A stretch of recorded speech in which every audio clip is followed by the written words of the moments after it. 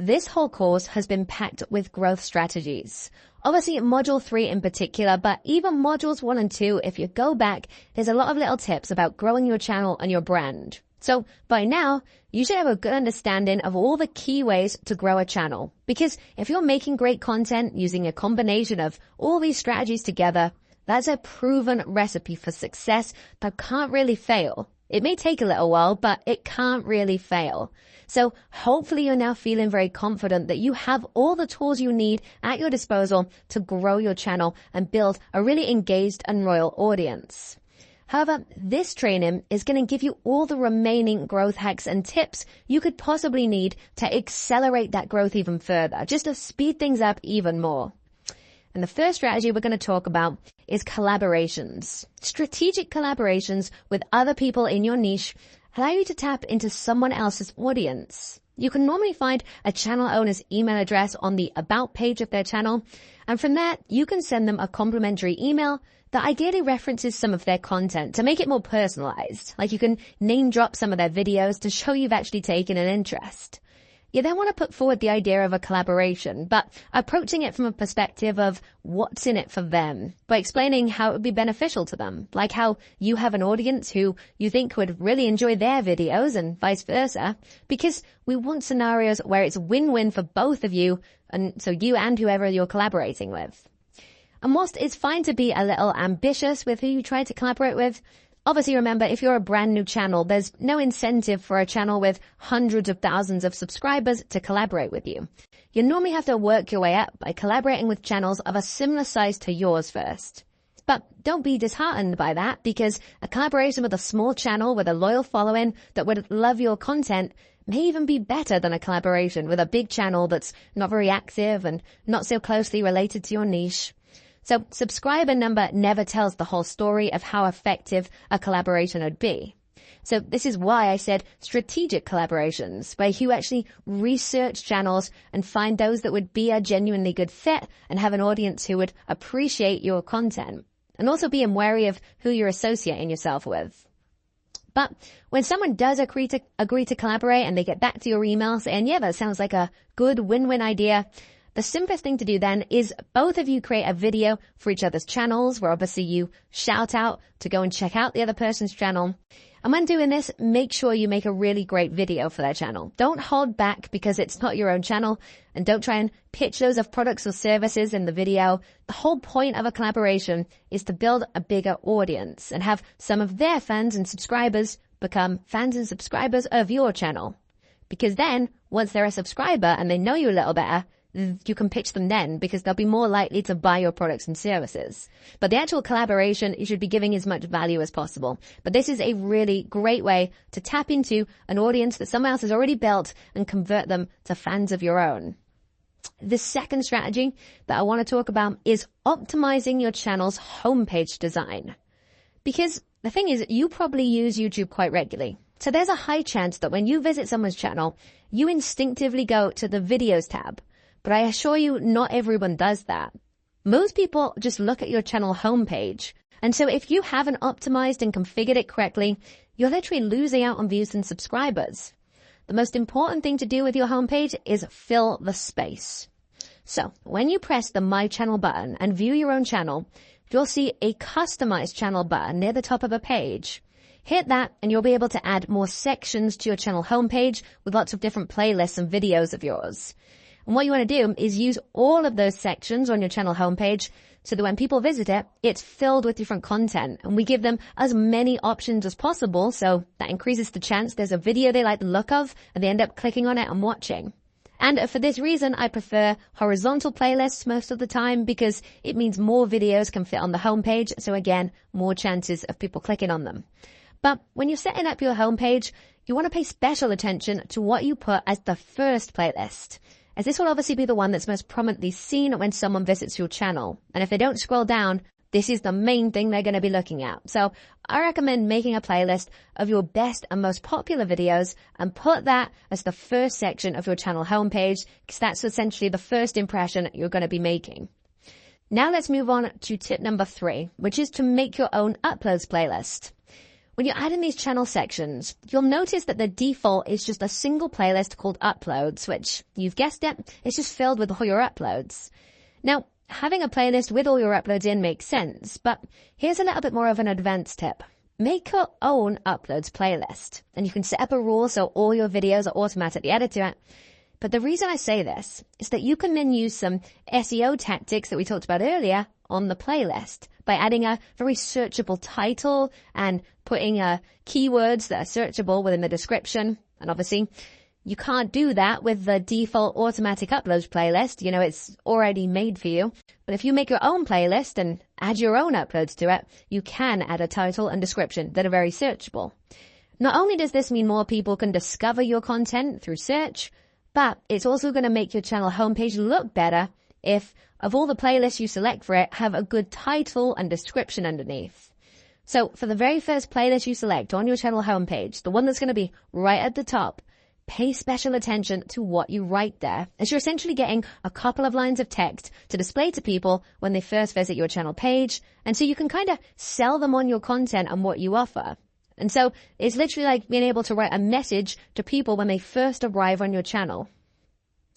Tip number 4 then is to include a channel trailer. Whilst you're still there and you're optimizing your channel homepage, another thing you want to utilize is the channel trailer function, which is a video of yours that will automatically play when someone visits your channel. You can select a different one to display to current subscribers and people who haven't subscribed. And so you could just pick one of your best videos and have that autoplay when people visit your channel. But I recommend creating a channel trailer specifically for people who haven't subscribed yet and are new to your channel to try and pitch them on it, like it literally is a trailer for your channel. And so in that video you're going to make as your channel trailer, what you want to do is really hook them in immediately at the start. Or, you know, something I did with mine was literally just say stop with a loud sound effect so they don't click away. And you also want to keep the channel trailer very short and to the point. This is not the place for rambling or your whole life story. You want to get straight to the heart of what this channel is and why people are going to like it, why they should subscribe. So even though it's going to be a short video, ideally no longer than 90 seconds, definitely spend some time planning it out, because this is your best chance of making a good first impression and helping people understand your channel easily. Another thing to bear in mind is that the first couple of lines of the description of your channel trailer will be displayed very prominently on your channel homepage. So use those lines of text wisely. Again, it's another opportunity to write a message to people who are visiting your channel and potentially get them to subscribe. Tip number 5 is fame jacking. Now, we've touched on this concept slightly when talking about thumbnails, how people are drawn more towards people they recognize and know. But an incredible growth strategy is to take fame jacking even further and find a way to create content around specific famous celebrities or characters, as then you appeal to people looking for videos about that person, increasing your discoverability. For this, just ask and meet Kevin, a real estate YouTuber who struggled for a while with very little views. But then he decided to go viral once he started making videos loosely based around Grant Cardone, a very big name in the real estate niche. For example, Meet Kevin would make a video on the things he both did and didn't agree with that Cardone had said. That suddenly makes his video much more interesting, intriguing, and searchable than just listing his own personal real estate tips. Because when he didn't have a following, no one was really that interested in them. But once he put it through the lens of Grant Cardone, who was much more well-known, it started attracting all this attention. But he was still giving his own advice. So he's utilizing the fame of Grant Cardone here to help get his own message across to a much wider audience.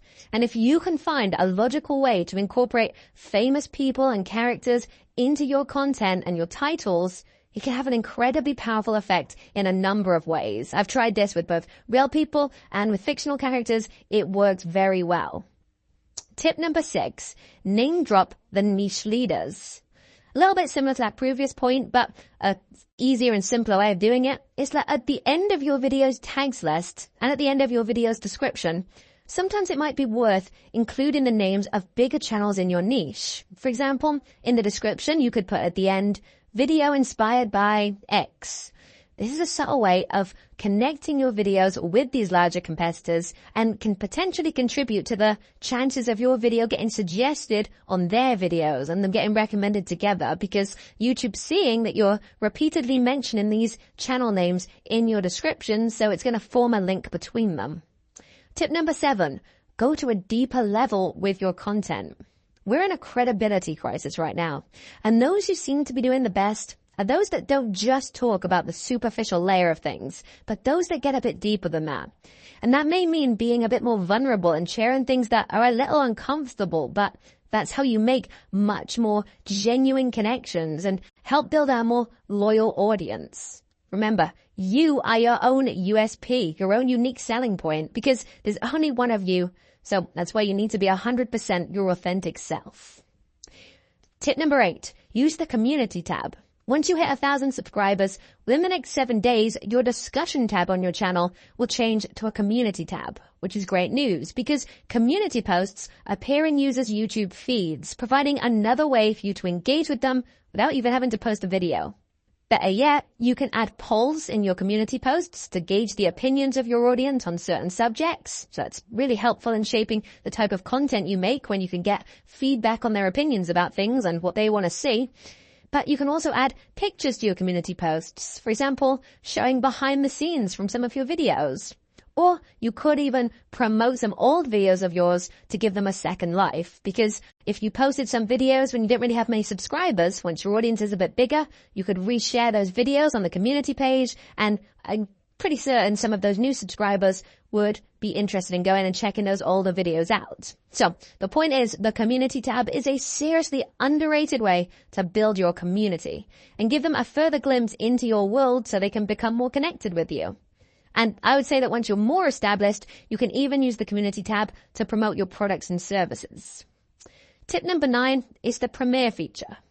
Now, when you complete your upload checklist for a video, you obviously have a time where you schedule the video to go live for. But at this stage, you also have the option to make the video a premiere. And this means that it will show people the video is coming, but they won't be able to watch it yet until the date you set. And this can actually be a really great way to generate hype around your videos, as long as you use it appropriately. Don't make every single video a premiere, because then people will get too many extra notifications and they'll become immune to them. Instead, use this feature for particularly great videos or a video with some big news. It works especially well for longer videos as well, because when the video does premiere, it plays like a live stream with a live chat on the side, so you and your audience can watch the video together. And I've talked a lot throughout this course about building a community and an engaged audience, and I think this feature can be a very effective way to do that if during the premiere you're in that live chat chatting with everyone. It's like you're all watching the video together, or it's like you're at a movie premiere and you're the creator of the movie. Now, I also wanted to include this point about premieres because honestly, it's difficult to find much reliable information about them. So I've done the testing for you, and here's my verdict. Premieres can lead to a very slightly increased view number, because if people see a video is premiering right now, they're more likely to watch it because people are attracted to things that are happening right now. However, it works best if you try to promote the premiere on your other social media channels before the video starts to make sure you have some people tuning in live for it. I also don't think you should schedule a premiere too far in advance. It's kind of pointless if you schedule a premiere for weeks ahead. And you may even get some dislikes if you do that, because you'll get so many people clicking on the video and getting frustrated that they can't even watch it for weeks. So instead, use this feature, but use it in moderation and schedule things for no more than 72 hours in advance. 24 hours, in my opinion, is plenty to create that desired hype effect about some of your best videos. Tip number 10 is hashtags. Most people believe hashtags don't apply on YouTube, but they do. You can use hashtags in your description as yet another way for people to discover your content, so you may as well throw some relevant hashtags in. Tip number 11 is to network. When you get to know other creators, especially those in a similar niche to you, it's surprising how many doors that can open.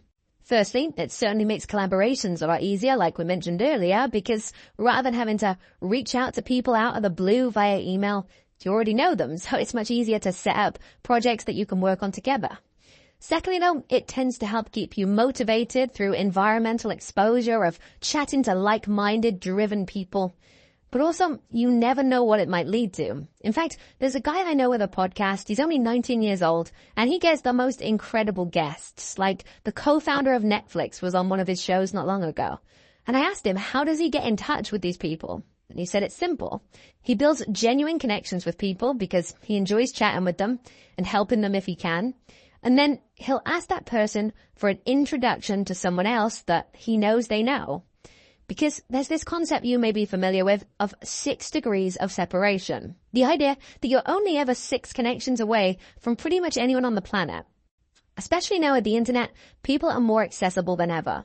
But my point here is that staying in touch with people and making these connections can lead to all of these extra opportunities. But sometimes you have to be the one to reach out and start forming that connection and not be afraid to be quite ambitious with who you try to connect with. This is also why joining YouTuber communities like our Facebook group are a great idea, because there's no need to do all of this alone. Chat to others, bounce ideas around, and the whole YouTube process will be much more fun as a result and probably easier as well. But this brings us to point number 12, which is a dream collaboration list. We talked about strategic collaborations with channels of a similar size to yours, but it's very worthwhile compiling a list of your dream collaborations as well. These should be the people whose content you like the most and would absolutely love to work on a video with them in future. In fact, I recommend making a spreadsheet of at least 20 dream channels along with their current subscriber number. Because this is a great motivational tool and it gives you something to aim for that you want to work with them people. And yes, it's unlikely they'll feature you on their channel unless you have a subscriber number that's at least half of theirs. But you don't need a huge following to invite them onto your channel, which would be free publicity for them, but give you great credibility and experience. So it's still a win-win. And doing this may even lead to a return collaboration in the future with you on their channel. But even if it doesn't, if you've reached out to some of your favorite creators in your niche and said you wanted to interview them on your channel or something, I bet some of them would be open to it. So you don't necessarily need to wait until you're a similar channel size to some people to invite them onto your channel. It's only if you want to be on their channel that you probably need to have a fairly similar number of subscribers for it to be a win-win. Point number 13, set SMART goals for YouTube. In the last point, I mentioned about your dream collaboration list being a motivational tool. But one of the best ways to stay motivated is setting SMART goals. Goals which are specific, measurable, achievable, realistic, and timely. That's a very popular framework for goals, which is kind of overused. You see people talk about it all the time, and so we don't really actually consider it. But I found that if you actually do set a goal that meets those criteria, you are much more likely to actually hit it and follow through with that. And so having specific YouTube goals you want to hit by a certain time that you can track helps keep you focused, and it injects some urgency and direction to what you're doing. I remember in my first year with YouTube, I wanted to get 1,000 subscribers by the end of the calendar year. And on December 31st, I was about 50 subs away from that. But because I had that goal, I pushed on with the biggest promotional push I could possibly manage, and I hit that goal with less than an hour to spare. So many studies have shown the power of writing your goals down and regularly reflecting on them. So as basic as goal setting may sound, it absolutely can help you grow your YouTube channel and help build your self-discipline, which is arguably one of the most important skills of all. My only other advice when you're creating goals is try and connect an emotional why to them, a reason for it that actually means something to you. For example, become a millionaire. That's a nice goal, but what's the deeper reason why you want that? Maybe it's to be financially free and not have to worry and stress about money and not have to live life on someone else's terms. So it's about the freedom. Or maybe it's to give your parents the things they deserve while they're still here. By adding an emotional meaning to it and a reason to it, you'll be far less likely to slack on the goal. And this definitely applies with YouTube. I've found this firsthand. But now let's get back to the more technical side of things. Tip number 14 is live streams. And I actually don't recommend doing loads of live streams because the fact is very few people watch them once they've already happened. And it's also harder to create content that's really engaging when it's unedited. However, there is a time and a place for live streams, and they can be very useful. For example, when it comes to getting your first 4,000 watch hours so you can turn on monetization faster, because people tend to watch live streams for longer. Remember, people are attracted to things that are happening right now. And so, for example, you could stream for 2 hours and rack up a lot of watch time during that period, as opposed to if you're just posting short videos, it's much harder to get the 4,000 hours of watch time. But most importantly, live streams are another way of building a good connection with your audience, as it's more natural and personal. You could literally be replying to questions and comments as they come through and they're happening live. So even if it's just a simple Q&A, live streams can definitely be useful sometimes for building that relationship with your audience, which is always going to be beneficial. Tip number 15 is your About page. And there's no reason at all to not fill up your allotted space on your About page to describe your channel and sell visitors on why they should subscribe and why they should check your videos out. Since space is very limited on that page, you want to cut the filler and be very clear about the value you offer, what's in it for them, and why should they care about it. And this is where you want to stress what makes your channel different. So it goes back to that mission statement or story that we talked about all the way back in the branding training in Module 1. And although not everyone looks at the About page, some people definitely do. If I'm ever a little unsure of what a channel's about and whether I want to subscribe, I'll often go to the About page to read what they've described their channel as, and that'll help me make my decision. So make this About page count, fill it with text that's going to convince people of why they should subscribe and be interested in your channel and you. Tip number 16 is to have links on your channel banner. If you go back to the customized channel page that we mentioned earlier in this training, and you hover over your channel art, a pencil icon will appear, which will allow you to click Edit Links. Because you can actually have links to your other social media or your website or anything else right there on your channel banner and on your About page. And whilst it's up to you what links you use, you may as well utilize this feature to help your current subscribers find you on all these other platforms you're going to be using as well. Because maybe they browse those platforms more often. So if you add your other social media on your channel banner, they're not just going to be a YouTube subscriber, then they can also be a follower on Twitter or Instagram and so on. Personally though, for one of those links on your channel banner, I like adding a subscribe link. So it's like an extra reminder for people to subscribe to your channel. Because some people, you've got to remember, don't automatically think to do that. They might find a good channel, watch a couple of videos, but they might forget to subscribe. So if there's another button right there on the channel banner prompting them, it's more likely they're actually going to do it. And just to drive this point home even further, you could have an arrow on your channel banner pointing to those links that are going to be in the corner of the banner.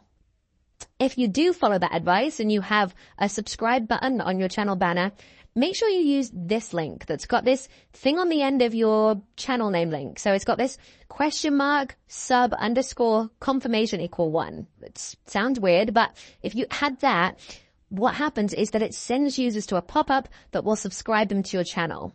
Test the link yourself first by slotting in your own channel name where it says your channel name, and you'll see what I mean.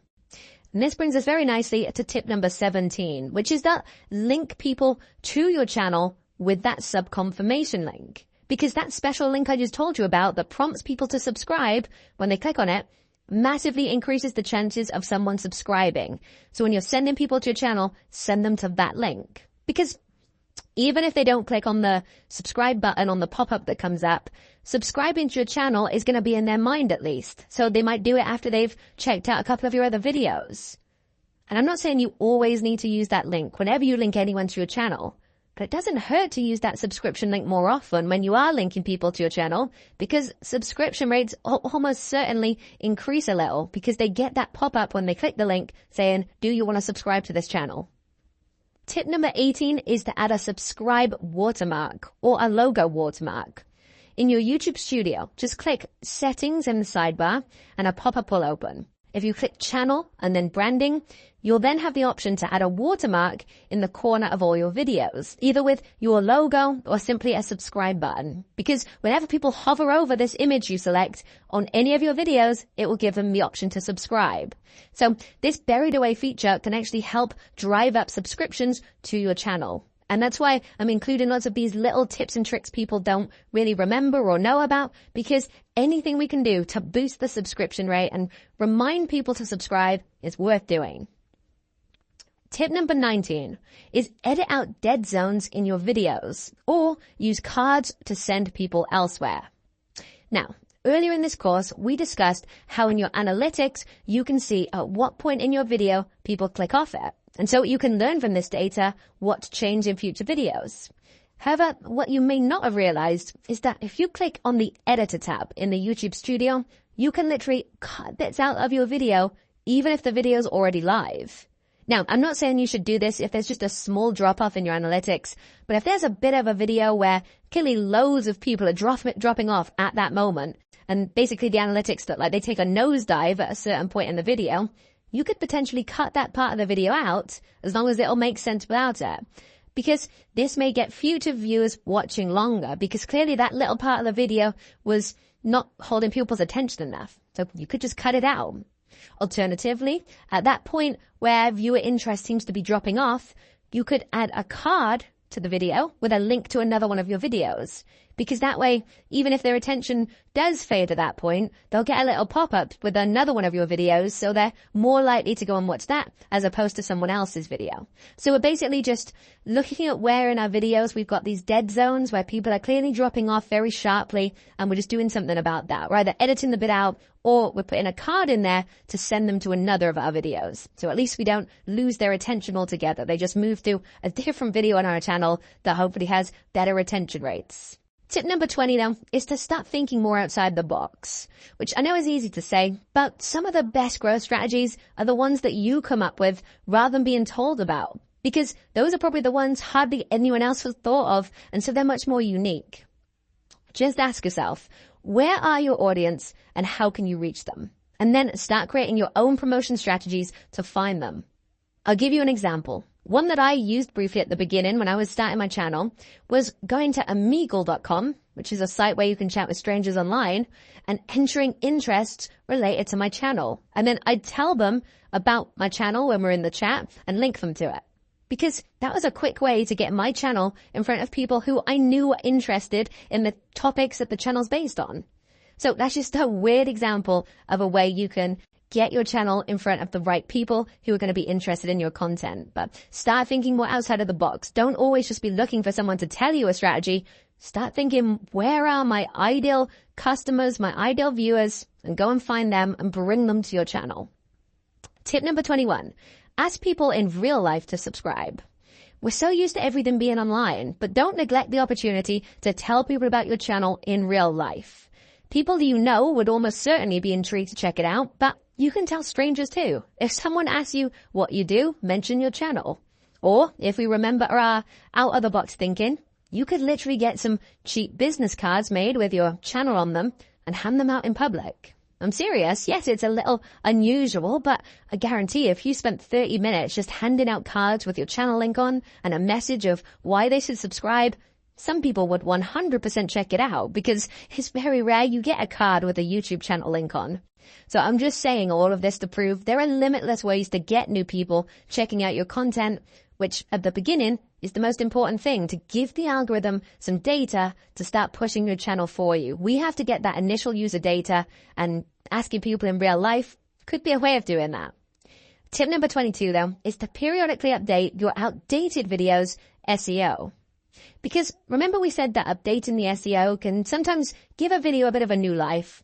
Well, updating titles on dead videos to make them more relevant is a great way of doing that.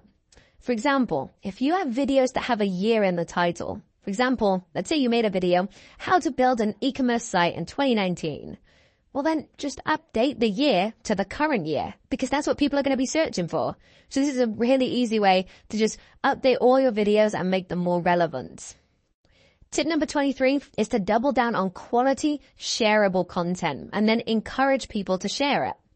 Because if your channel is growing a little bit slow for your liking, my recommendation is always to double down on quality rather than trying to just pump out even more videos. Focus on making some unique content that's a little different to what other people are making and something that's really shareable. because most videos aren't hugely shareable. So if you can make one that genuinely does evoke emotion of any kind and then encourage people to share it, I believe that's going to get you the best results. Growth tip 24 for YouTube is to focus on the big stuff.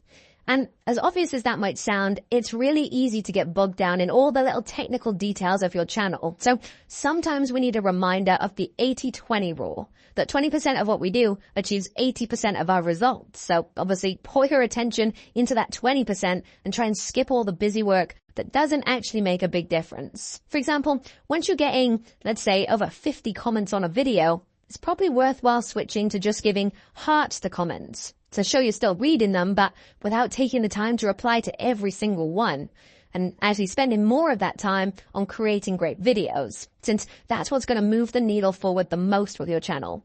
Because as with everything in life, success isn't just about working harder, it's about working more strategically on the right things, the big picture tasks that drive things forward the most.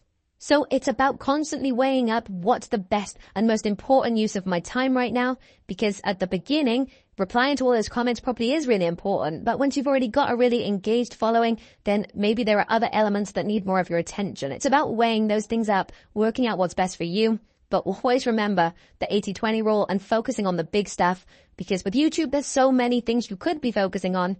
Make sure it's the right things. But to finish this training off, one final tip for growing your channel is to refer back to this course and your own notes that you've taken throughout. Because although this concludes our list for this training, remember, throughout this course, there's well over 100 other growth tips, whether that's having calls to action to hit the notification bell, whether that's using the playlist strategy or contests or any of the other countless more complex growth hacks that we've discussed. So, at any time, if you feel like you're growing a little slower than you'd like, just revisit some of these sections, especially Module 3, as there may be some tips you missed the first time around. Of course, you have lifetime access to this course, so it doesn't matter if you didn't get everything the first time through. Because, like I said at the start of this course, I deliberately wanted to make this course as comprehensive as possible, so you had literally everything you could need. But that doesn't mean you need to implement everything all at once right at the start. No, get the fundamentals nailed down first, but you at least know you have all these extra tools and tips and strategies available to you so that you're going to be able to grow your channel as quickly as possible. Anyway, you should now be feeling very confident that with a little bit of practice, you're going to be in an amazing position to grow your channel and build an engaged audience, which is especially great news when you remember that in Module 4, we're going to be going through exactly how to monetize that audience and turn your YouTube channel into a thriving business. But before that, in the next training, you've got some next steps to start implementing along with the quiz for Module 3. So I will see you there.